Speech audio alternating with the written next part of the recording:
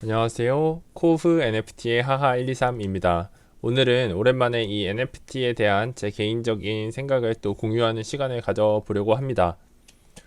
오픈시 데일리 볼륨을 보시면 3월 8일자부터 해서 그때까지 쭉쭉 2월 초부터 해서 쭉쭉 떨어지다가 3월 중순에는 다시 불장 왔나? 라는 생각이 들 정도로 약간 핫한 모습이 있었고요. 그 뒤로 다시 떨어지는 모습을 보여주고 있습니다. 제가 전에 말씀드렸던 와비사비 같은 경우에는 이렇게 중간에 리빌 때 한번 튀었었고 그 뒤에 스테이킹 마켓이 있다라는 이야기가 준비되고 있다라는 소식이 또 퍼졌을 때 이렇게 한번 튀는 경우가 있었습니다.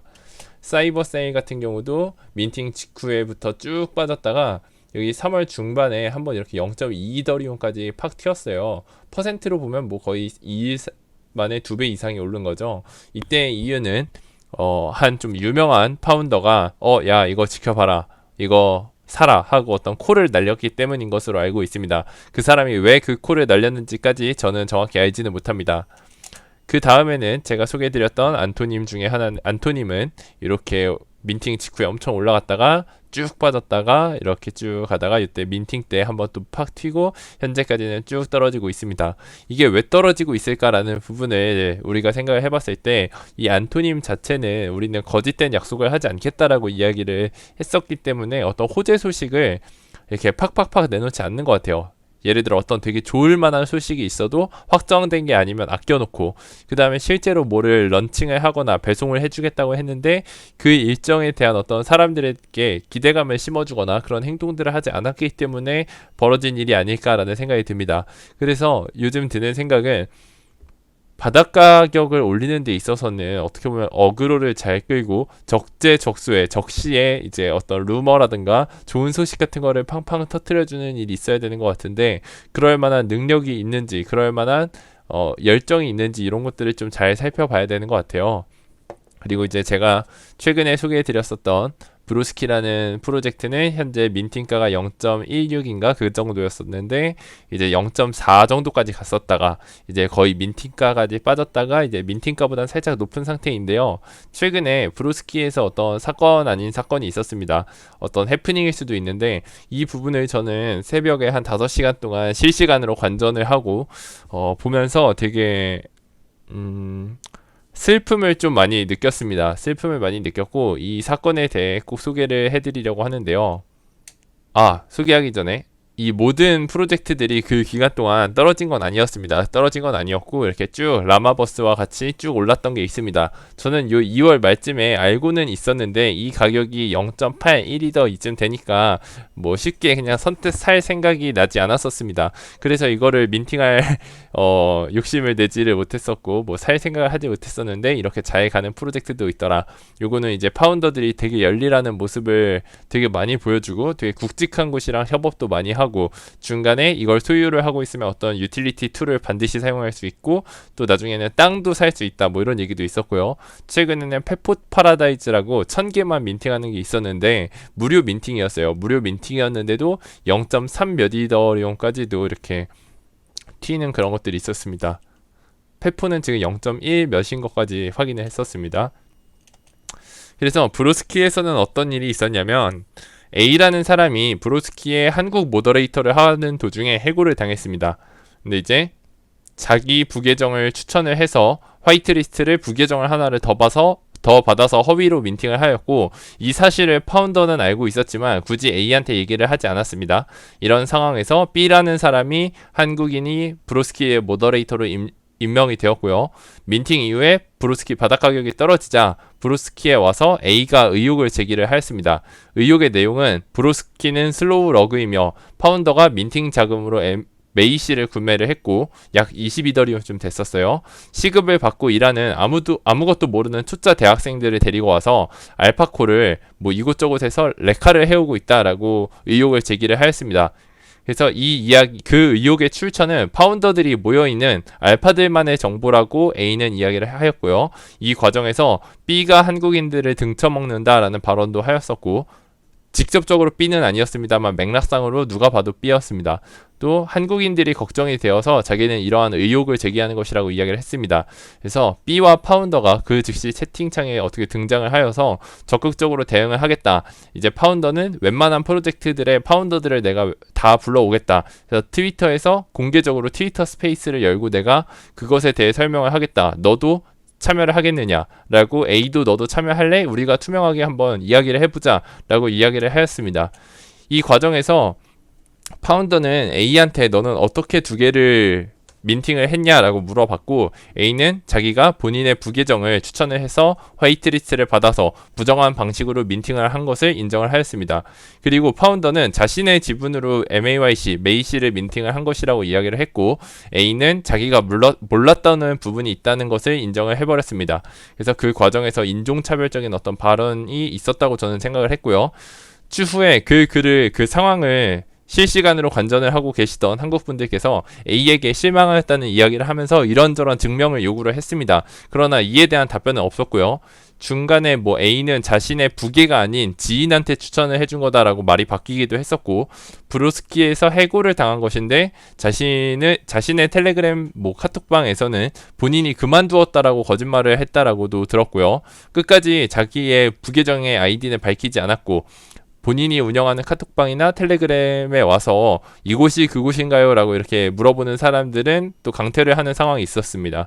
또 결국은 A는 중간에 자기가 자신의 감정을 주체하지 못했다라고 이야기를 했고 자기가 매도당할 일이냐라고까지 이야기를 하면서 결국은 디스코드 방에서 나갔고 A는 본인이 이 프로젝트에서 해고당했기 때문에 이 브로스키라는 프로젝트와 B라는 사람에게 어떤 개인적인 감정이 있어서 결국은 실제 하는지 안 하는지도 모르는 이러한 퍼드를 듣고 와서 한국방에 와서 퍼날랐다고 인정을 했습니다. 그래서 B와 파운더는 계속 그 출처가 어디냐, 누구냐, 자기가 그 사람들한테 가서 진짜 알아보겠다. 그래서 해명을 하겠다. 투명하게 밝히겠다라고 이야기를 했는데 그거에 대한 출처는 전혀 밝히지 않았습니다. A는. 그래서 이것은 A가 중간에 디스코드 방에서 이야기를 한 부분입니다. 바닷가 계속 올라간다. 차트를 거꾸로 봤네 라면서 약간 비아냥거리는 것도 있었고요. 이것이 파키스탄식 알파패스 참교육인가요? 힘내세요. 아직은 익절 구간입니다. 브로스키를 잘 고민하세요. 한국인이 한국인 등쳐먹는 건 좀 그래서 말씀드립니다. 부계정을 추천해서 받아간 사람이 한국인을 걱정을 한다라는 부분이 저는 조금 이상했고요. 이제 또 어떤 분은 다계정은 문제가 안 되는데 결론은 못 얻었고 자기 부계를 추천해서 민팅한 게 문제죠 라고 했는데 제 실수고 앞으로 더 투명하게 운영할게요. 죄송합니다 라고 인정을 했고 이 부분의 사과를 직접 자기의 텔방이나 이런 데서 하셨는지는 모르겠네요. 그리고 계속 공유를 해달라고 이 B라는 그분은 계속 투명하게 밝히자고 했는데 얘기를 안 하시더라고요. 그리고 B라는 사람은 한국인들 평균 월급은 $3,000 정도니까 참고해라. 너희 나라 기준으로 한국인들에게 월급을 주지 말라라고 하면서 이런 이모티콘까지 덧붙였고요. 이게 맞나라는 생각도 들고요. 추가적으로 제가 확인한 사항은 이 A라는 사람은요. 페포 파라다이즈라는 프로젝트에서도 3개를 민팅을 했습니다. 분명히 한 사람당 1개를 민팅을 할 수 있었는데 어떻게 3개를 민팅을 했을까? 그리고 본인이 운영하던 카카오톡방이 오픈 카카오톡방이었는데 프라이빗 카카오톡으로 바뀌었고요. 지금 한국 클레이튼 프로젝트 2군데에서도 지금 서포터 혹은 모더 이런 걸로 활동을 하는 것까지 확인을 했습니다. 그 프로젝트에서는 본인의 디스코드 프로필에 트위터, 텔레그램 방 정보가 없어졌어요. 분명히 있는 걸 확인을 했는데 없어졌습니다. 그래서 지금은 없어졌고요. 대신 다른 디스코드 방, 해외 디스코드 방 채널에서는 여전히 그 계정들을 올려놓고 있습니다. 그래서 그 트위터와 텔레그램을 기반으로 뭘 하고 다니는지는 잘 모르겠죠. 그 다음에 이제 본인이 블루칩 프로젝트 그거를 딱 집어서 얘기를 하진 않겠습니다. 예를 들어 X라고 하면 X 하나를 홀딩을 하고 있고 이것을 이용해서 본인이 한국 X 그룹의 어떤 리더라면서 화이트리스트를 받아내고 있는 것으로 저는 알고 있습니다. 이 부분이 잘못된 것이라면 댓글로 달아주시면 감사하겠습니다. 정작 이 X 프로젝트의 디스코드에서는 이 사람은 채팅 건수가 8건입니다. 저는 본인이 어떤 블루칩 프로젝트에서 영향력이 있는 사람이다라고 얘기를 하려면 그 프로젝트 X 홀더들끼리 이야기를 했을 때 너 누구 알아? 라고 했을 때 당연히 알지 이런 반응은 나와야 저는 어떤 영향력 있는 사람이라고 생각을 했는데 8건인 사람이 그런 영향력을 가진 사람이냐라고 물어봤을 때 저는 잘 모르겠습니다. 그 다음에 현재 저는 이 A라는 사람의 메타마스크 본래 지갑과 버너 지갑, 그러니까 좀 가짜 계정, 가짜 지갑, 뭐 보안상을 위한 지갑이라 해야 될까요? 부계정 지갑이라고 해야 될까요? 그게 어떤 것인지 두 개는 일단은 알고 있고요. 트위터에도 현재 부계정이 있는 걸 확인을 하였습니다. 본 계정의 이벤트에 전부 다 참여를 하고 있더라고요. 뭐 거기에서 당첨이 됐는지 안 됐는지 전 모릅니다. 그리고 이제 아까 브로스키의 의혹에 관련된 부분도 분명히 확인할 필요는 있을 것 같습니다. 프로젝트의 파운더들과 아티스트들은 통상 각각 10%, 5에서 10% 정도의 지분을 받아가는데 그 지갑을 따로 공지를 하는 곳도 있고 아닌 곳도 있습니다. 근데 브로스키는 아닌 것으로 보이고요. 그런데 이 프로젝트 브로스키의 파운더는 아티스트이자 파운더이기 때문에 이것을 메이 씨를 본인의 돈으로 산 게 아니라 민팅 자금으로 샀다라고 해서 저는 문제가 되는 것인가라는 부분을 전 잘 모르겠습니다. 그래서 이러한 일련의 사태를 보면서 탈방이나 이런 것의 존재가 좋은 걸까 아닌 걸까, 거기에서 그 사람들이 정말 투명하게 운영된다라는 것을 우리가 믿을 수 있는 방법이 있을까 라는 생각이 좀 들더라고요. 분명히 텔방을 운영하는 사람들도 많고 저도 뭐 나중에는 이 유튜브가 커지면 이렇게 해서 구독자분들께 어떤 이벤트를 할 수도 있겠죠. 근데 이제 그것들이 전부 다 투명하게 운영되고 있을까라는 부분에 대한 저는 의문이 있습니다.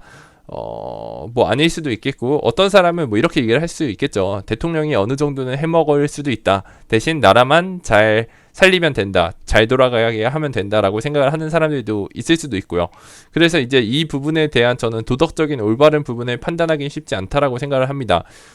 그래서 여러분들과 토의를 해보고 싶은 게 한 3개 정도인데, 본인이 여러 아이디, 가족, 지인의 아이디를 빌려서 다계정을 하는 것이 올바른 행동인가, 도덕적으로 올바른가, NFT 산업을 발전시키는 데 도움이 되는 행동인가, 자신이 사랑하는 프로젝트에 도움이 되는 행동인가 라는 부분에 저는 토의를 나눠보고 싶습니다. 이에 대한 제 생각은 옳지 않다 이고요. 당연히 도덕적으로 올바른가까지는 모르겠어요. 솔직하게 말해서 제 친구가 야 나 하하야 너 나 이거 다계정해서 많이 벌었다라고 했을 때 핀잔은 줄 수 있겠지만 그래도 그 친구가 돈은 벌어서 한턱 쏴라라고 이야기를 할 수도 있을 것 같거든요. 거기에서 뭐 어떻게 보면 꼰대처럼 야 너 그렇게 하면 안 되지 라고 말할 수 있다고는 자신을 못하겠습니다. 그래서 NFT 산업을 발전시키는 데는 저는 분명히 좋지 않은 행동이라고 생각을 해요. 다른 사람이 받아가야 될 자리를 다계정을 써서 받은 거잖아요. 근데 이제 또 프로젝트 차원에선 상관이 없죠. 다계정을 쓰든 말든 어쨌든 저 사람은 자기들한테 펀딩 비용을 줬거든요. 그래서 그 부분을 저는 조금 고민을 해보고 싶더라고요.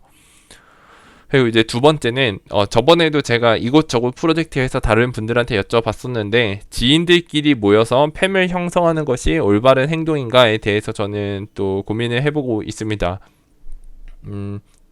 DC 인사이드 같은 데서도 이거에 대한 논란이 꽤 있었죠. 지금은 사그라 들어섰던 걸로 알고 있는데, 만약에 근데 대부분의 분들은 이 팸을 형성하는 것까지는 문제가 없다라고 말씀을 하시더라고요. 근데 저도 어느 정도는 동의를 합니다. 뭐 인비저블 프렌드든 뭐 요즘에 뮤턴트 시바든 이런 곳에서 한 달 내내 진짜 하루 종일 그분들끼리 뭐 보이스 채팅을 하고 대화를 하고 하면 당연히 친해질 수밖에 없다라고 생각을 해요. 매일매일 일상을 거기에서 나누고 있으니까요. 그래서 팸을 형성을 할 수는, 그걸 막을 수도 없는 일이고 자연스러운 일이다라고 저는 생각을 합니다. 그래서 만약에 이제 문제가 없다면 어떤 것이 건강한 패밀리일까, 그리고 어떤 것은 건강하지 않은 패밀리일까라는 거에 대해서 저는 한번 구독자분들과 가능하다면 생각을 나눠보고 싶고요. 세 번째는 NFT는 다단계인가 라는 생각이 듭니다. 결국은 프로젝트 팀이 제일 큰 꼭대기이고, 텔방이나 유튜버나 인플루언서가 중간이고, 마지막 단계가 일반적인 아무것도 아닌 일반인들이냐라는 생각까지도 들더라고요. 그래서 이 구조가 맞다면 저는 맞다라고 생각을 하고 있습니다. 하지만 주식과 코인 같은 것도 결국은 그런 세력과 다단계일 텐데, 우리가 그게 투명하지 않으니까 보이지 않을 뿐, NFT는 그게 투명하게 보인다는 점에서 오히려 좋은 것인가라는 생각도 하고 있습니다. 그래서 이제 이게 다단계라면 NFT 산업이라는 것 자체가 잘못된 것이냐라고 생각을 하는데, 저는 다단계 라는 것까지도 맞지만 NFT 산업이 잘못됐다라는 것도 다른 문제인 것 같다는 생각을 하고 있습니다. 분명히 건강하게 잘 커가고 있는 NFT들이 있으니까요. 그래서 이것들을 우리가 잘 옥석 가리기를 하는데 더욱더 앞으로 계속 더 신경을 써야겠다는 생각을 하고 있습니다. 우리가 지금은 저도 당연히 그렇지만 NFT 초보고요. 이 영상을 보고 계신 분들도 우리 초보라고 합시다. 우리가 다 초보라고 했을 때 3개월 후가 아니라 뭐 3년 후쯤 되면 우리도 NFT를 시작한 지 오래된 사람이라고 평가를 받을 수도 있잖아요. 3년쯤 후면. 그때는 우리가 그 3년 후에 사람들이 NFT를 어떻게 대할 수 있을지, 우리부터가 지금 만들어 가야 되는 거 아닌가라는 생각을 저는 하고 있습니다. 이게 한 명의 이상한 발언이고 한 명의 이상한 가치관일 수도 있는데 이 부분들에 대해서 어쨌든 댓글을 남겨주시면 정말 감사할 것 같습니다. 또 오늘도 이렇게 긴 영상 시청해주셔서 감사합니다.